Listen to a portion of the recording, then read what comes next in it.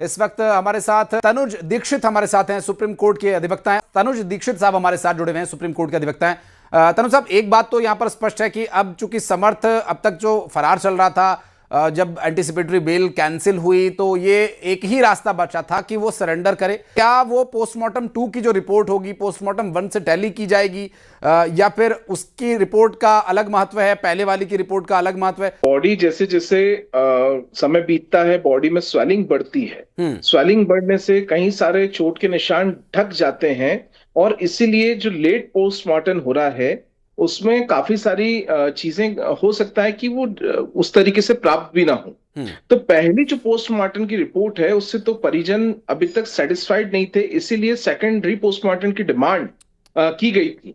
हालांकि मुझे लगता है कि न्यायिक प्रक्रिया में इन्होंने देरी से पिटीशन दायर करी, अन्यथा आर्टिकल 226 के तहत अगर हाई कोर्ट में नेचुरल जस्टिस के तहत पहले जाते तो शायद ये और पहले रिपोस्टमार्टम हो जाता।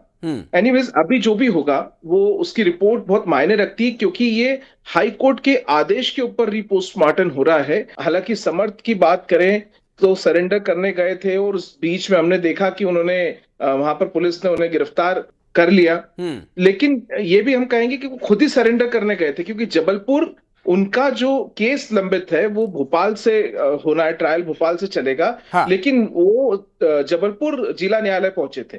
तो ऐसे में ये भी एक बहुत बड़ा तथ्य है कि क्या विगत 10-11 दिनों से समर्थ जबलपुर के क्षेत्र में या जबलपुर में कहीं किसी पास थे। तो कानून के अंदर एक प्रक्रिया होती है कि केवल अपराधी ही नहीं, उस अपराध को छिपाने, उस अपराध को साथ देने वालों को भी बराबरी से अपराधी माना जाता है। अब देखना यह होगा कि क्या जो गंभीर और संगीन आरोप लग रहे हैं, जिसमें दहेज प्रताड़ना, मानसिक प्रताड़ना और अबेटमेंट टू सुसाइड या ये मर्डर भी हो सकता है, ये सब जो आरोप लग रहे हैं इनकी वास्तविकता अगर सामने आएगी तो आप सोचिए ये मामला कितना गंभीर होने वाला है। और इसमें कई सारे और भी आरोपी पति के अलावा इसमें बनेंगे, ऐसा दिखाई देता है।